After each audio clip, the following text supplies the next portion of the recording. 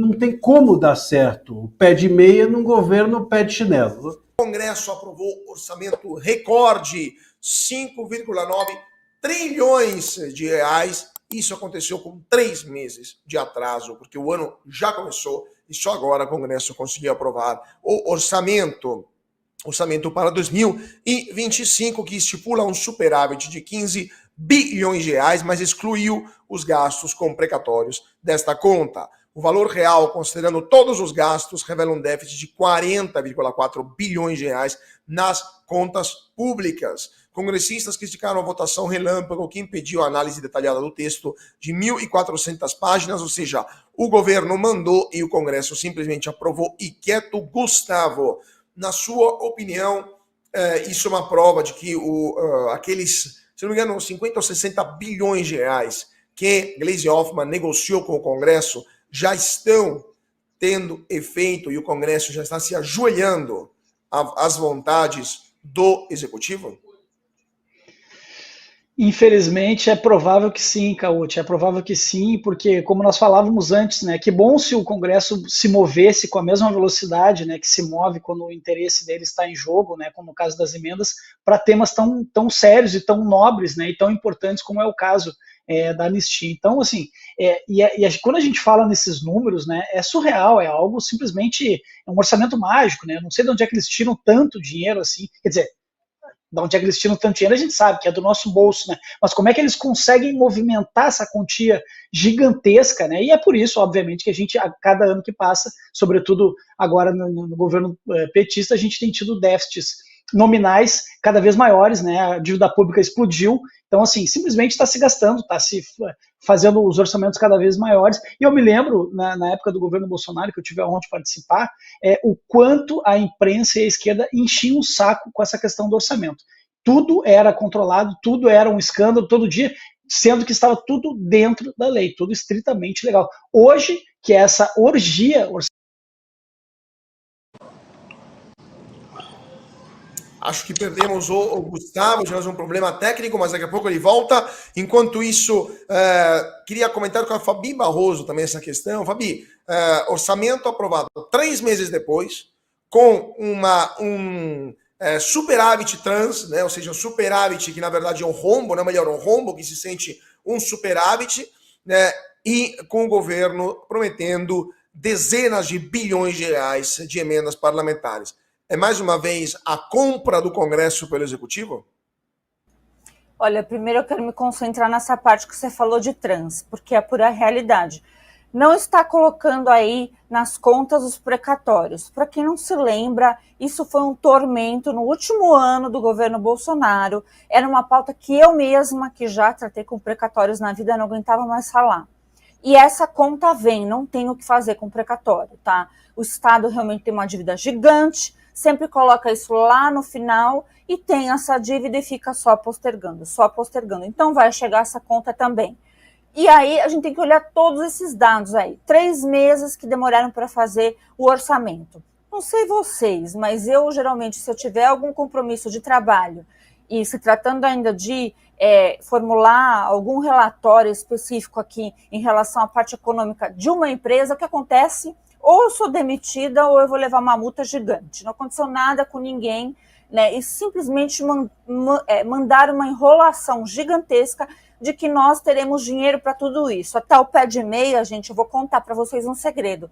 Não vai rolar, tá? Acho que muita gente já falou disso, mas eu sou mais uma que está dizendo, não vai acontecer. Então, estudantes, estudem, não fiquem contando aí com o pé de meia, porque governo Lula, meus queridos, é isso mesmo, né? Mostrar que o povo nunca tem razão, e essa parte também, né, em relação às emendas, vamos ver se eles vão conseguir honrar. Se não conseguir, eu só acho que esses 2 últimos anos vão ser um verdadeiro pesadelo para o Congresso Nacional, que vai ficar fazendo esse joguinho que a gente sabe que existe, de chantagem com dinheiro público, mas para o brasileiro mesmo, né, pessoal comum, essa vai doer, né? O preço das coisas estão um absurdo, e os juros, né, que o Cauti sabe muito bem, eu nem sei mais o que falar. O que tem vindo para eu que sou advogada aqui, em muitos casos, é que não tem mais como dar bem em garantia que os bancos não estão aceitando. E olha que às vezes o bem é muito mais elevado do que a dívida real.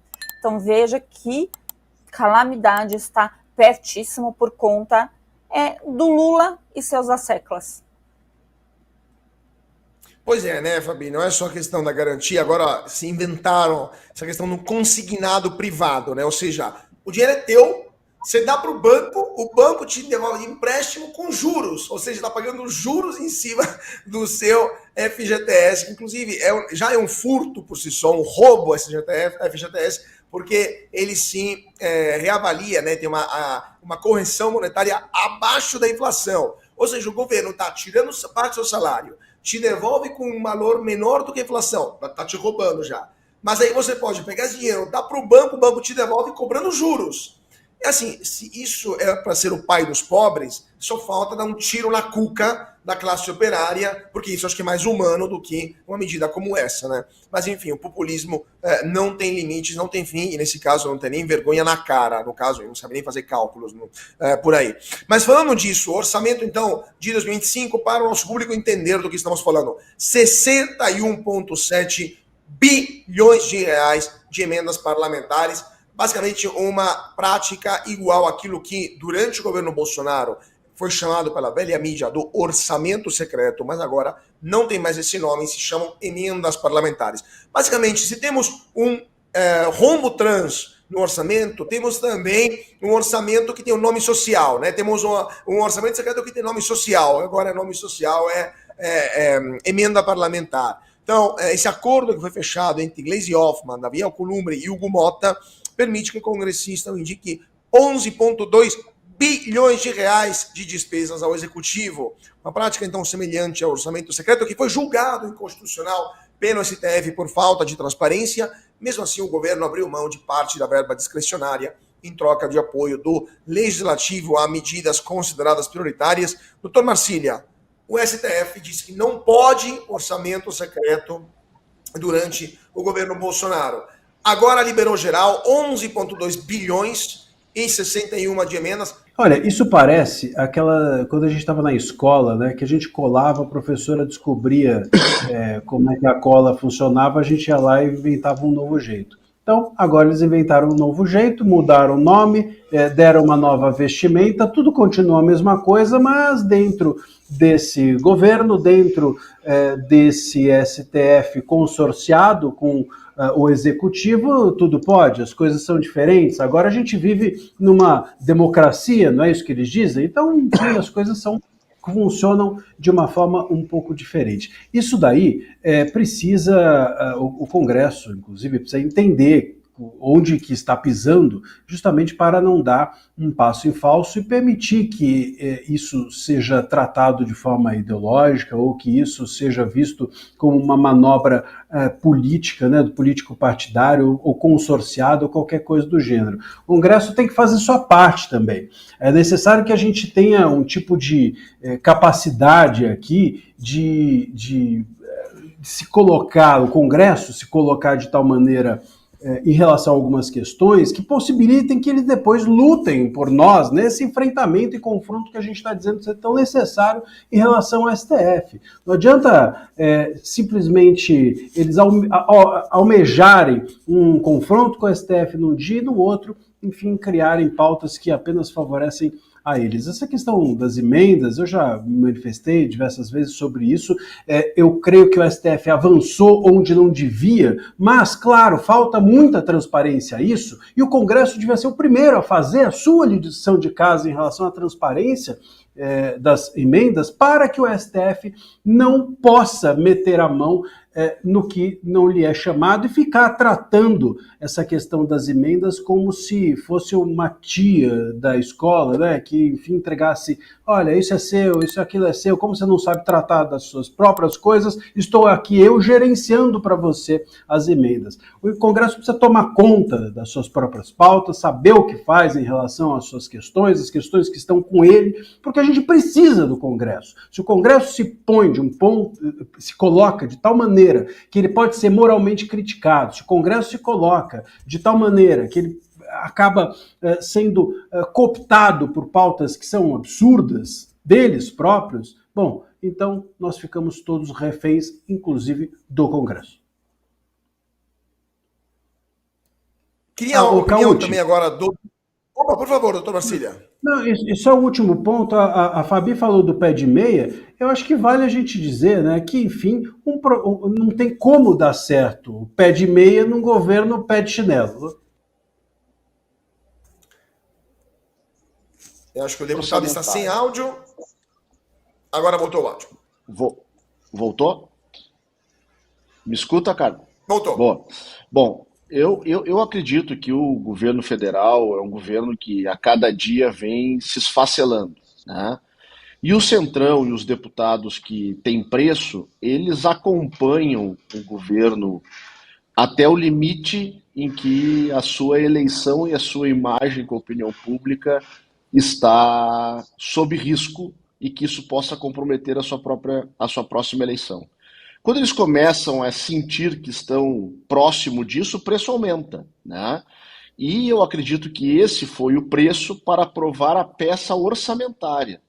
E que cada passo que o governo federal quiser dar vai ter que pagar um preço cada vez mais alto, que é escandaloso, na minha opinião, né? Então, nós temos que observar muito de perto os movimentos no Congresso Nacional, né?